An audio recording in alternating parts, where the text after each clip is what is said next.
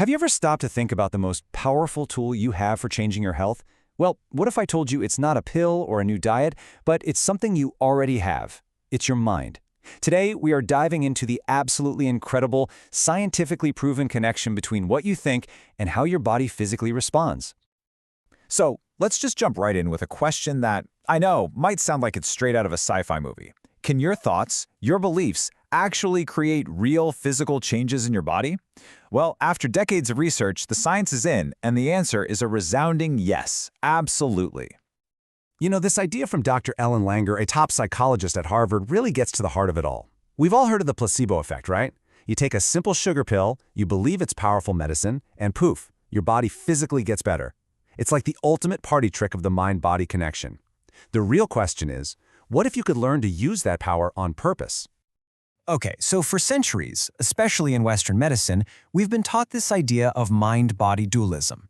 You know, the mind is up here for thinking and feeling, and the body is down here, just this physical machine that carries it around. But it turns out, modern science is showing us that this idea is, well, it's just plain wrong. So, what if they're not separate at all? The new cutting-edge view is what's called mind-body unity. Basically, they are one and the same system. Wherever you decide to put your mind, you are literally putting your body. This means your thoughts, your feelings, your beliefs, they can and they absolutely do affect your biological functioning every single second of every day. So, you might be wondering, how does this actually work? I mean, it's not magic, right? Nope, it's a super complex, really elegant biological system. There is a constant conversation happening inside you right now. And the name for this process is interoception. The easiest way to think about it is like a sixth sense, but instead of seeing ghosts, it's for sensing your own inner real estate. This is the biology behind what we call gut feelings, and learning to listen to it, that's a huge part of emotional intelligence. In this inner conversation, it happens in two main ways. Your brain is constantly picking up on mechanical signals, like your stomach stretching after a big meal, or your heart starting to beat faster.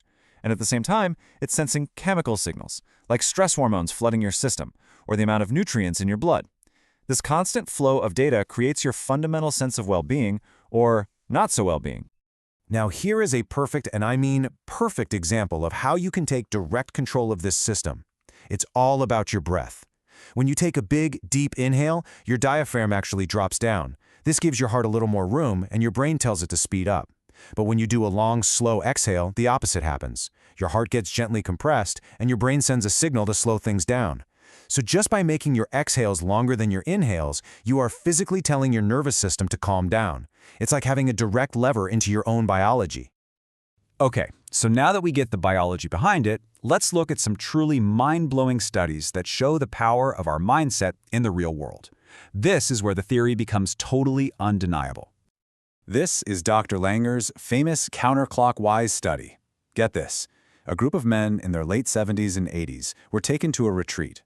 And this retreat was retrofitted to look, sound, and feel exactly like it was 20 years earlier. They talked about the past and the present tense, and everyone treated them as if they were younger and more capable. And in less than a week, with zero medical intervention, the results were just staggering. Their vision improved, their hearing improved, their memory and their physical strength got measurably better. And maybe the craziest part, photos taken before and after showed they actually looked noticeably younger to people who had no idea what was going on.